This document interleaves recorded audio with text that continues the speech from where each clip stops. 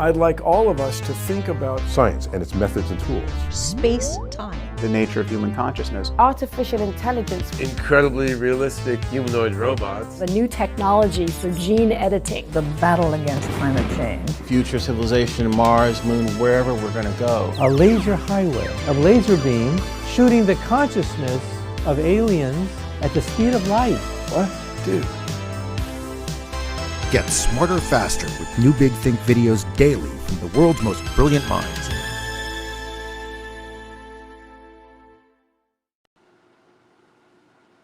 Welcome everyone to Big Think Live webinar. I'm Victoria Montgomery Brown, CEO of Big Think, and I will be moderating today's discussion. Today's webinar is on radical well-being. Essentially, how do we be our best selves mentally, physically, and spiritually, even in times of massive uncertainty like we're in today? Our exceptional guest today is Dr. Deepak Chopra. He's a world-renowned pioneer in integrative medicine, a best-selling author, and founder of the Chopra Foundation, among many other things. For those of you, if this is your first webinar at Big Think, we have a 45-minute discussion and an audience Q&A about 20 minutes into it. So whatever platform you're on, if you could type your questions into the comment box, and you can start immediately and we'll get to them as soon as the Q&A begins. So welcome, Deepak, and thank you so much for being here. Yeah, thank you, Victoria. It's nice to be here. So you've talked about a kind of secular spirituality that we're moving toward. How can we process the deeper significance of this moment for humanity and the planet, regardless of our religious or cultural beliefs? I think we have to look at this pandemic in three ways. Number one, the threat to our physical well-being and our capacity to survive this infection once it's transmitted.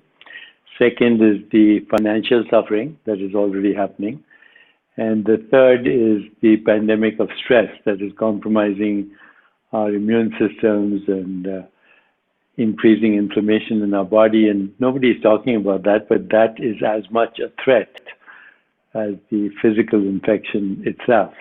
All the data is showing that when you're acutely stressed, you have something called a cytokine storm, which means your body goes into an inflammatory state, and people who are already at risk already have chronic inflammation. So people with diabetes and cancer and autoimmune illness, or elderly people, or people who are taking several medications are already at risk, and they already have chronic inflammation. But stress aggravates that and increases the likelihood of what we call these cytokine storms, which makes the infection much more dangerous and much more likely to cause severe morbidity and even mortality. So I think what we should do right now is focus not only on decreasing the transmission, which is being done, but also minimizing the damage once it's already happened. And that can be done through deep rest and good sleep and meditation and mindfulness and movement and mind-body coordination, yoga, deep breathing, healthy emotions and relationships, nutrition. All these things come into play to maximize self-creation, self-healing, or what we call homeostasis. So even in this time, we can all better ourselves. You talk about the notion of radical well-being in your work and in a Big Think interview that you participated in some time ago. Let's take a look at that.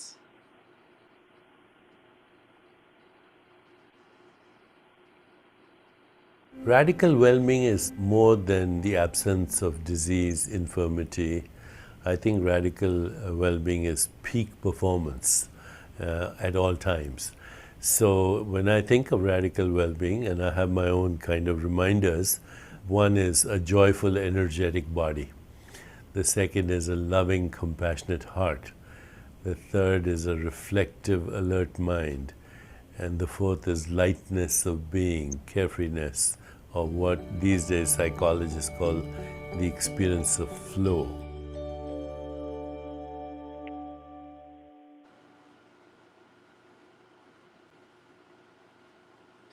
So how do you think we can be guided by the principles of radical well-being in this time?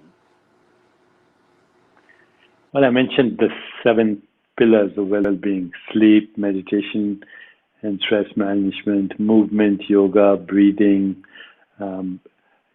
mind-body coordination, healthy emotions and relationships, clean nutrition which doesn't damage your microbiome through processed inflammatory foods. If you pay attention to these things, you can restore your baseline level of well-being, which is, as I said, self-regulation. Our body, homeostasis, is defined as the dynamic non-change that happens in your body in the midst of change. So all the time we're experiencing change perceptually in our environment, in our emotions, in our thought, but your body still maintains a dynamic non-change. So your blood sugar will remain within a certain range. Your sleep-wake cycles need to remain normal. Your digestive processes, everything that we experience every day, eating, breathing, digestion, metabolism, elimination, sensory experience, thoughts, feelings, emotions, desires, memories, all this is one process in our body. They're not separate processes. So you can check in with your body anytime on a scale of 1 to 10. How much energy do I have right now? 10 would be more energy to do everything that you want. So it's exceptional energy. You're thriving. 1 would be you don't even want to get out of bed. Now, if you intuitively say to yourself 8, 9, 10, you're thriving physically. If you say 6, 7, 8, you're struggling in some area of your life. And if you say 4 or less, you're suffering. You probably have a disease, or you've been diagnosed to have something, or you're depressed, or you have intense anxiety and stress. So just a simple question like that on a scale of 1 to 10. You can ask that about your job. In a scale of 1 to 10, am I feeling secure in my job? Am I expressing my strength? You can say that about your relationship on a scale of 1 to 10, family and friends. Am I feeling cared for? Am I being heard? Am I being appreciated? Am I accepted? And I'm doing the same thing in reverse. Again, that gives you a measure of your emotional well-being. Same thing you can say about your community. Where I'm right now, is it safe? Is it dangerous? Same thing you can say about your finances. Am I secure? Do I have default mechanisms? Do I have insurance? Do I have disability?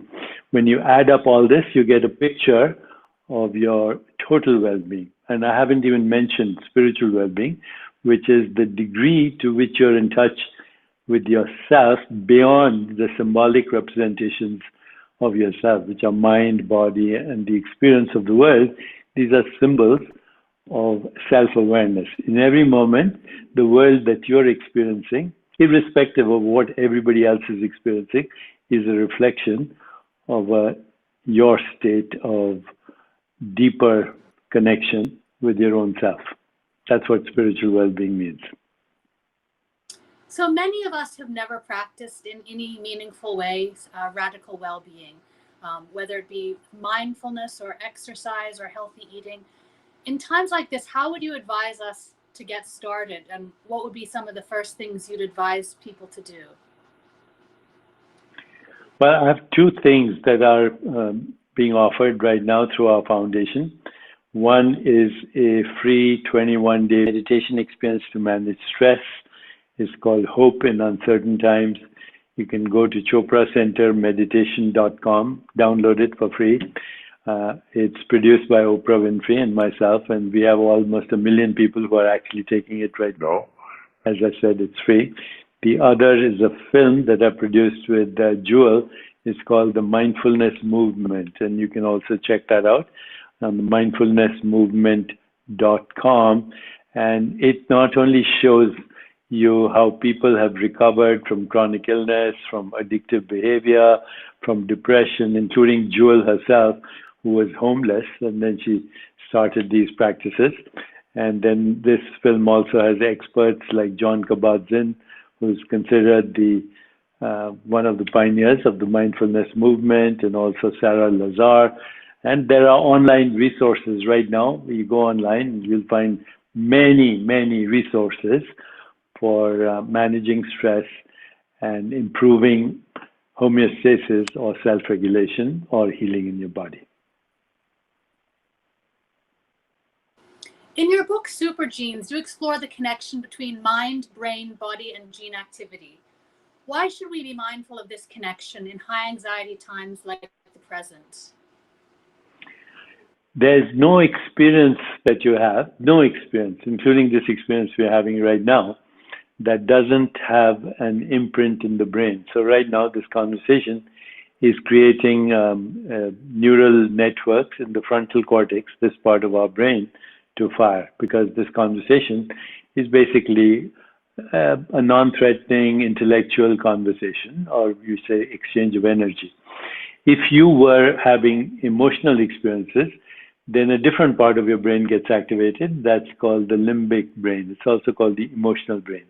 And so if you're experiencing joy or peace or equanimity or love or compassion or empathy, then the limbic brain creates self-regulation by organizing the activity of hormones like dopamine and serotonin and oxytocin and opiates, which are immunomodulators. So your emotions regulate the immune system. So every experience has an effect in the brain, and every experience is also triggering activity of your genes. This is the new science that we call epigenetics. So you got 25,000 genes from your parents, which is basically the blueprint for your body. But the activity of your genes is regulated by how you're feeling, what you're thinking, what you're seeing, what you're interpreting, what you're eating. In other words, everything that we call experience. So experience activates certain genes to either cause inflammation or to cause self-regulation. What I'm saying is that your mind, your consciousness, your brain, your neural networks, and your genetic activity, and as a consequence of that, the activity of the genes that we call the microbiome, all that is one integrated process, which is literally the metabolism of experience, any experience that you have. So we metabolize experience into what we call the biological interactions of cells and molecules and organs that are responsible for health and well-being. And it's all one process: the mind, the body, the neural networks, the genes, the epigenetics, the inflammatory markers, the metabolites, sleep-wake cycles. All of that is a single process. And once you understand that, you can actually consciously regulate your body through these healthy habits, but also actually by quietening the mind and going to a place which is totally still. When your mind is still, your body becomes still. And when your body becomes still, it goes into self-regulation. You can do that anytime, by the way. I call this the stop formula. So anytime you get stressed, you put the pause button, and the acronym is STOP, S-T-O-P. So S stands for stop, T, take 3 breaths, deep breaths, smile from your head to your toe. Smiling changes your biology. O, observe your breath, because when you observe your breath, you take your attention away from your thoughts. And P, now proceed with awareness and compassion, S-T-O-P. So this is anytime. And if you want to even be even quicker, then put the pause button, and before you react, observe your reaction to react. That's the highest intelligence. The ability to observe yourself without judging yourself automatically changes your reactivity into more intelligent responses, restful alertness response, intuitive response, creative response, visionary response, sacred response. We have capacity to respond in an infinite number of ways, to any challenge. But what do? We use our reptilian brain, our midbrain, either as a fight-flight response, which means either fight or run, which is very primitive, and obviously necessary if somebody is mugging you or has a gun on your head. But otherwise, it's primitive, it's irrelevant. And then we have reactive response. We are either nice or we are nasty, but we are manipulating, or we are stubborn, or we are indifferent, or we are playing the victim. The key to all this is stop condemning, stop blaming, stop complaining, stop playing the victim, rest in your own being, and then ask yourself, what's the best response to this situation? Instead of just this one response, between every two responses, you have an infinite range of choices. And these are learned abilities. Anybody can learn how to do this. Can you walk us through some of the science of self-regulation and healing? Well, the science is very simple. You know, when you go to medical school, which I had the privilege of going to many years ago, and then being a doctor, but any medical student will tell you that the first two lessons in medical school that they learn, other than anatomy in physiology, the first is called inflammation, and the second is called homeostasis. These are the first two lessons we learn in medical school. So inflammation is the body's response to a challenge or to an injury. When you fall down and you break, you have a bruise, for example, that's acute inflammation, and it prevents you from bleeding to death. Or when you have an infection, let's say you get a pneumococcal infection, the acute inflammation you get prevents you from getting pneumococcus unless you have a compromised immune system. So acute inflammation is actually helpful. When that inflammation goes out of whack as a chronic experience because of chronic stress, that becomes a risk factor for disease. But otherwise, inflammation is protective. Okay, now we are with COVID-19, we are seeing what are called inflammatory storms, which means very exaggerated inflammation that causes a lot of damage in the body that also compromises the immune system and makes people sick. Sometimes they die from their whole response, which is injury. That's one aspect of healing. The other aspect of healing is called homeostasis, which means your body in its baseline status, it has what are called feedback loops.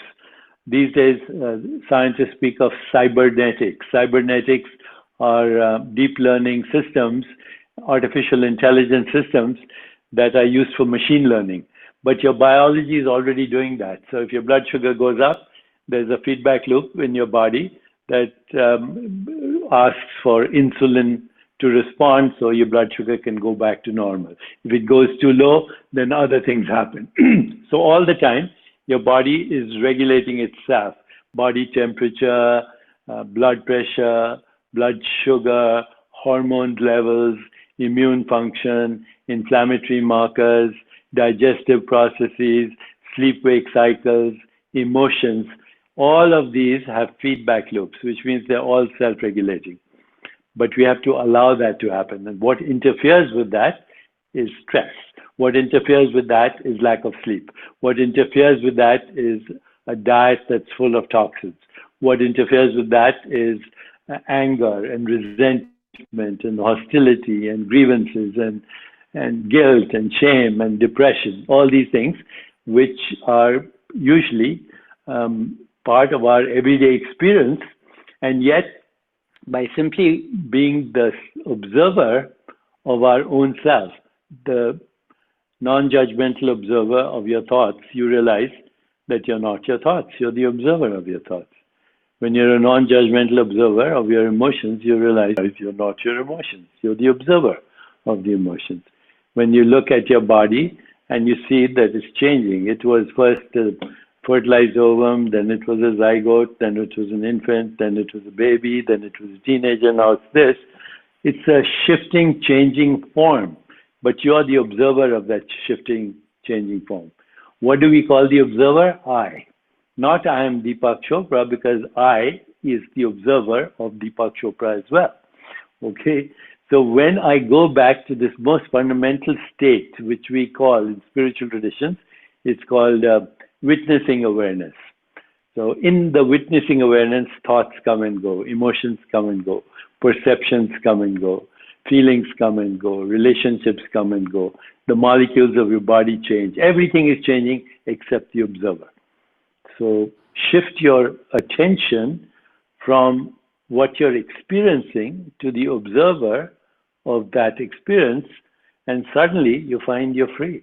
You're free of all these ups and downs of life, and you're in a place which is referred to in spiritual traditions as equanimity.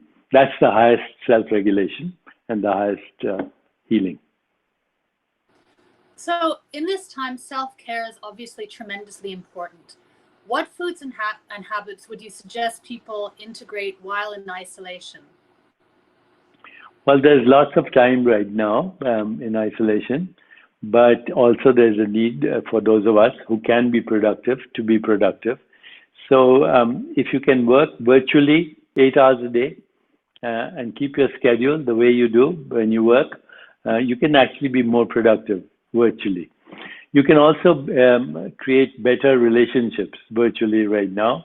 You can call people and tell them, give them 4 A's: attention, which means listening to them; acceptance, which means telling them you appreciate the gifts that they bring to your life just as they are; appreciation, noticing some good qualities about them; and basically also affection, telling them that you care about them. Try it and you'll feel better. The fastest way to feel better is to make somebody else happy. And you can do that these days, and you can even make amends from people you've hurt. Ask for forgiveness and forgive them. So you can increase emotional intimacy right now. If you have the time, for me, especially right now, I'm honing in on my yoga practice, on my breathing practice, on my meditation practice, on my exercise practice, and also I have the ability to reach millions of people, so I'm helping them basically take care of themselves and sharing their experiences. Everybody sharing their experiences. This immediately actually makes you feel better. Now, of course, there's a lot of economic anxiety, but I'm seeing actually people reinventing even their businesses. People in Calcutta or Bangladesh are working for a company in Chicago remotely, and vice versa. So, we are seeing international collaborations in the workforce as well. We are seeing the interdependence of human beings across national boundaries. Social physical distancing can spread the transmission or slow down or stop the transmission of the virus, but we don't have to be physically distant to actually be together and harness our creative energy and our compassion at this moment to see, when this is all over, how can we create a more peaceful, just, sustainable, healthier and joyful world? Because at any moment, the world is a projection of our collective consciousness. At any moment. Even this, when you talk about coronavirus has been in the ecosystem for tens of thousands of years, if not millions of years. And this is one particular mutation that went out of balance because, honestly speaking, we're not speaking of this, but we have a world that is unsustainable at this moment. You have overpopulation, you have a rapid transportation and rapid movement of people and goods. We have artificially constructed economic systems. So we are facing right now an existential threat. And we never take our existence with gratitude. We take our existence for granted. And right now, this is actually telling everyone, don't take your existence for granted. Be grateful for it. Be surprised that you exist. And then do something meaningful about it. What we are also going through, I think, are the stages of grief. When people have extreme loss of anything, they lose a parent, or they are diagnosed with cancer, or they lose a job, or they lose anything, they go through grief. And at grief, when you have grief, there are certain stages. You first feel victimized. Why me? And secondly, you feel angry. And then that can turn into hostility and frustration and resentments and grievances.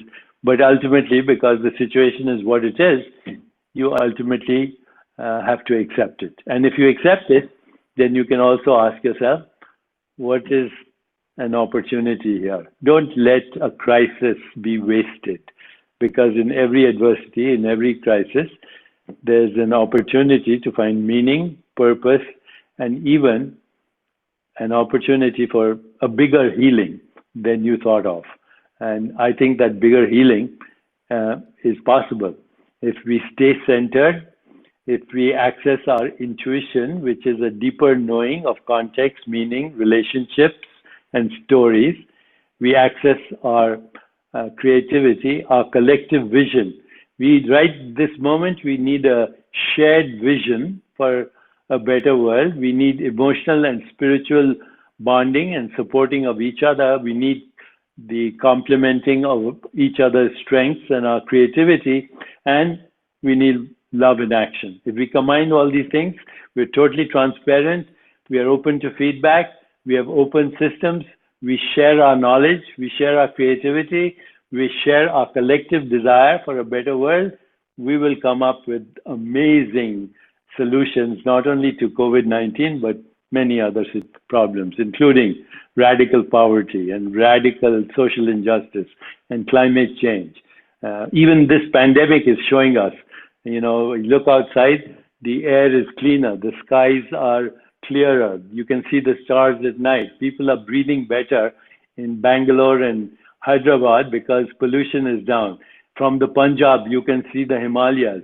The fish are returning to dead lakes. The oceans are bluer and the stars are brighter at night. A message is being sent to by nature. It's saying, humans, we made you return to your cages so we could repair the ecosystem, we could repair the biosphere.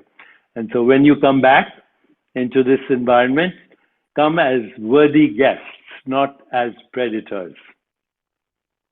So I have one more question before we turn to the audience questions. And you say the ultimate healing includes loss of fear of death. What does that mean? Well, that's the ultimate primal fear that everyone has. And it happens when you first become aware of even the fact of death. So, I became aware of the fact of death when I was 6 years old, and my grandfather suddenly passed away, and he was cremated. The next day, his ashes were brought in a jar about this big, and I wondered what had happened to my grandfather. Where did he go? That started my spiritual journey at the age of 6. I never took existence for granted. And that's why I went to medical school as well. So I think right now what has happened is because of the COVID-19 pandemic and the fact that young people are also dying, suddenly that existential anxiety, which is a human condition anyway, because only humans are aware or conscious or can imagine the future, and therefore they have this fear of death, it's coming through for everyone. Spiritual practices allow us to go to that part of our self that they call the soul. Now, in a physicalist interpretation of the world, in a secular interpretation of the world, many people don't even talk about the soul. So in cognitive science, many people refer to this deeper aspect of ourselves as consciousness, or as the conscious being that is having the experience of mind and body and the world. You are a conscious being having a physical and mental experience. By transcending thought and through practices of self-realization and self-inquiry, you can get in touch with that part of yourself.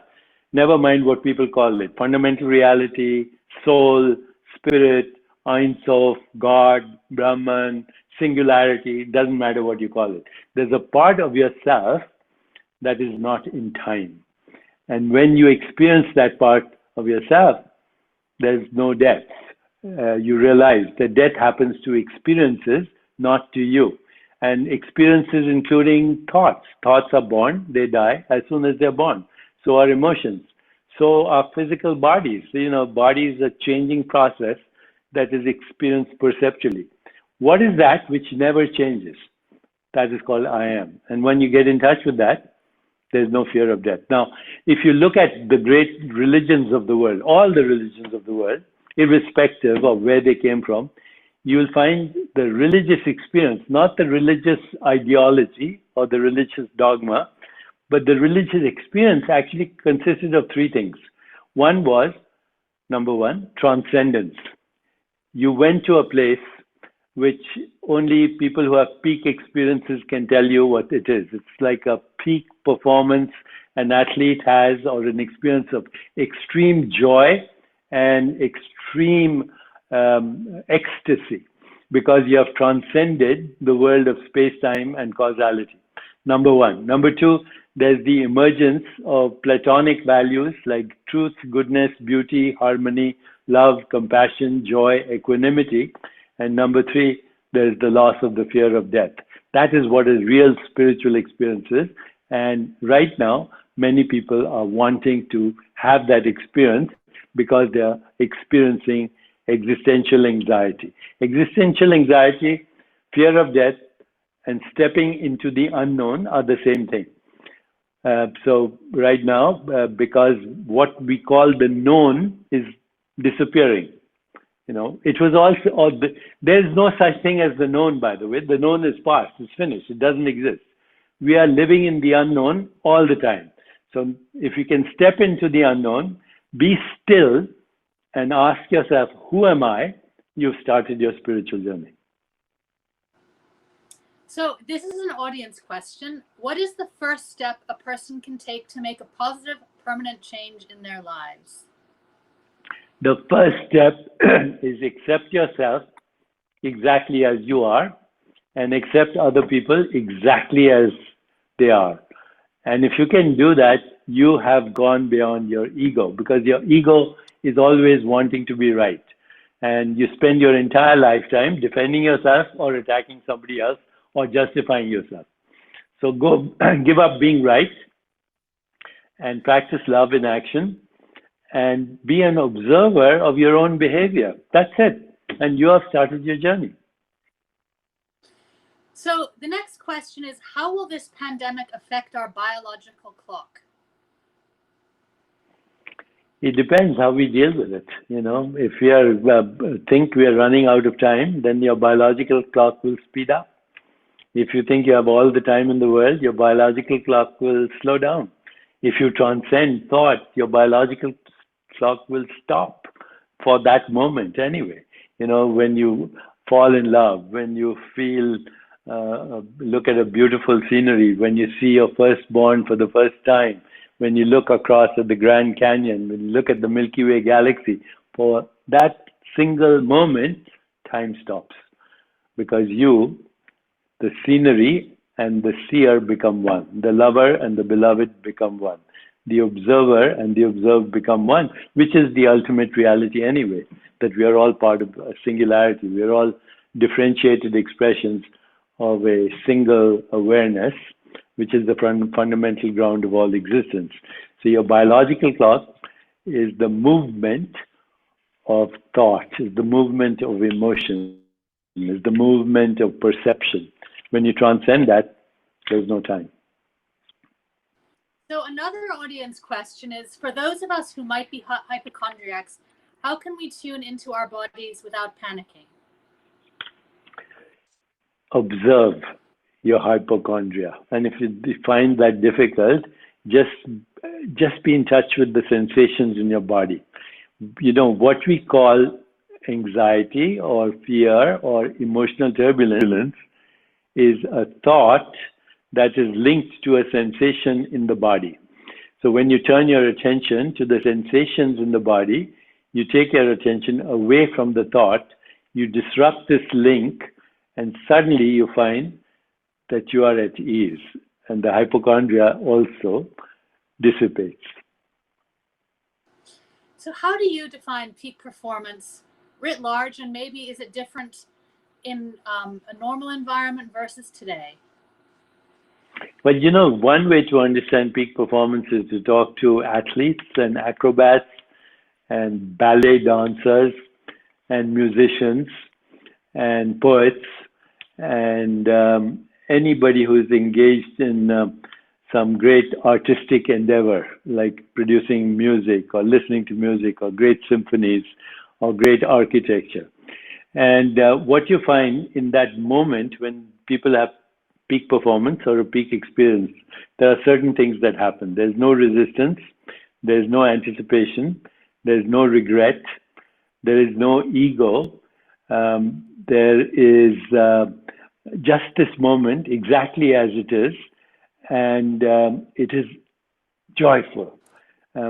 Sports people also tell me in peak performance, when professional athletes will tell you that they can't hear any sound. Everything quietens down. Even though the people are making a lot of noise in the stands, they can't hear it. Everything goes into slow motion. This experience, peak performance, peak experience occurs, as I said, in many situations, sports, being in nature, fall in love, seeing your baby, looking at the Grand Canyon, or being just wonderstruck and in awe of and wonder of existence. This gives you a glimpse into what is really happening. But you can cultivate this experience just by being present to every experience as it happens and not judging it.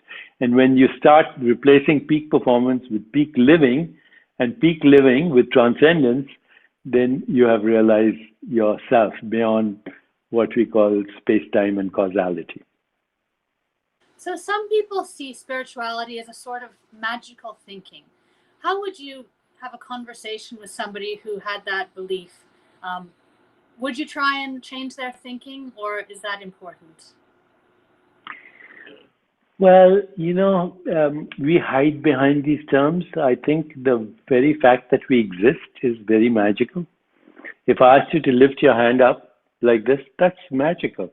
How did you do that, How do you walk? How do you speak? How do you think? How do you sleep? How do you move your bowels? How do you evoke an image? No one knows no one has an idea about, how we experience anything, leave alone how do we exercise choice, volition, and creativity. It's all magical. Existence is magical. If you're not perpetually surprised by your existence, then your humanity is incomplete. Now, of course, human beings have this desire to explain everything. So we come up with explanations, mathematics, biology, physics, science. But what we explain is very little. No science can tell you even why you're curious. No science can tell you why you experience bewilderment or surprise or awe or mystery or love or compassion or self-inquiry. It's all magical. It's totally magical. Existence is magical. Why do we exist? And even if we exist, we also have awareness of existence. Because if we didn't have awareness of existence, then we wouldn't know we exist. The whole thing is magical. So I say, embrace, exchange your cleverness for bewilderment, enter the mystery door of magic and wonder and curiosity, and you will be holy and you will be healed. That's Don't great. be so cocksure about your facts. Because they keep changing. That's a good point. So this is an interesting question from the audience. Do you think that COVID-19 is a karmic wake-up call, a kind of karmic retribution?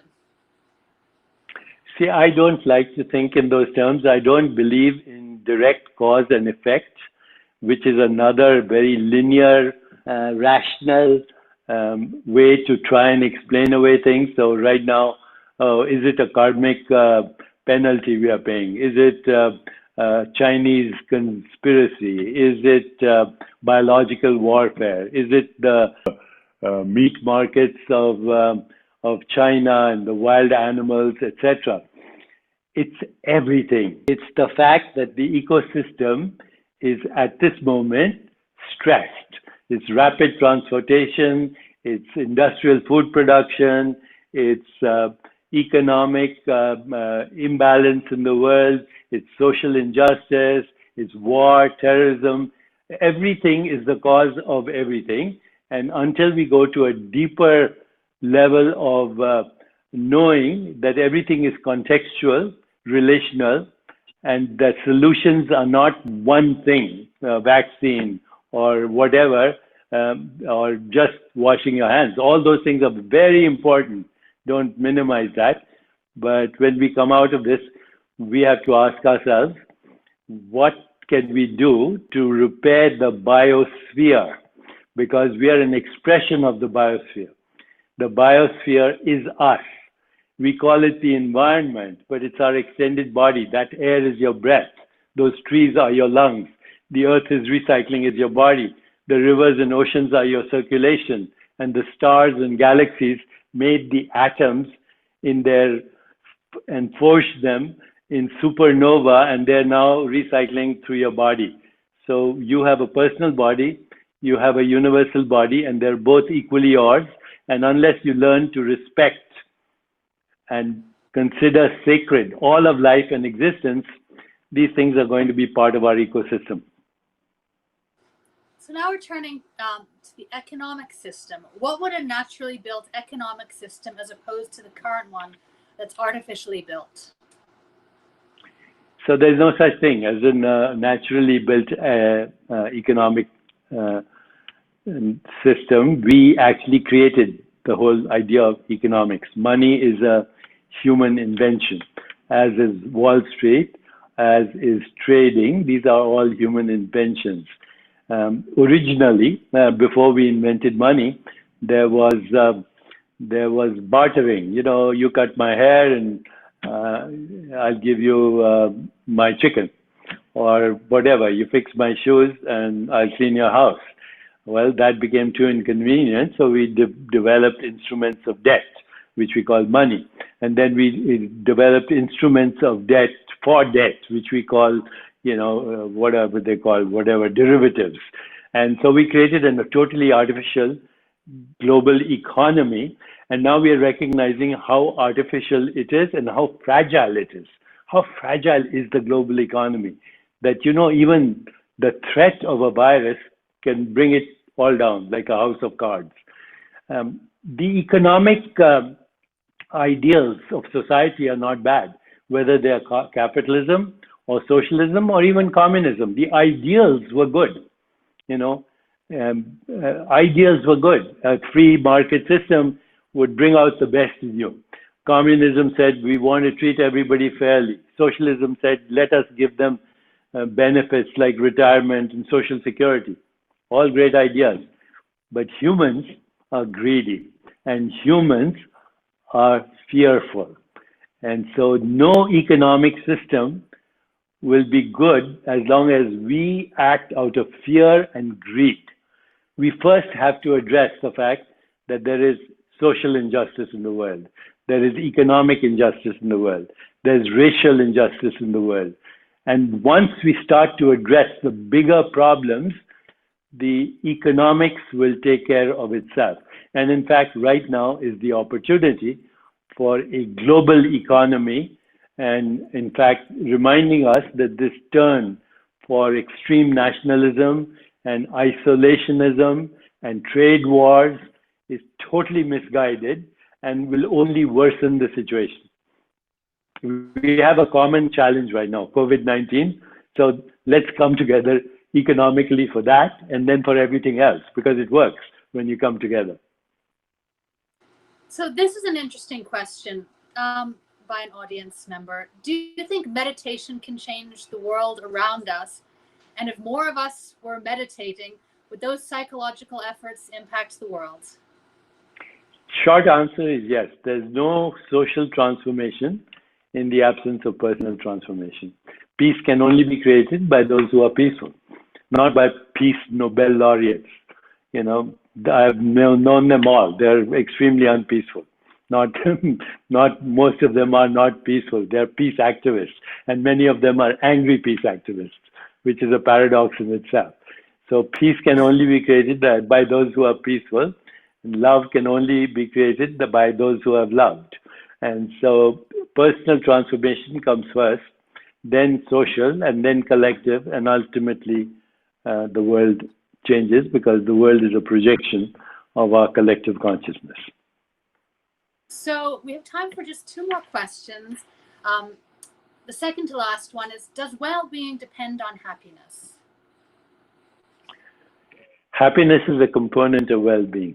A lot of people who are well physically, and that they have normal blood pressure, cholesterol, whatever, healthy relationships, but they're scared. They're scared of old age. They're scared of infirmity. They're scared of death. So they're not happy.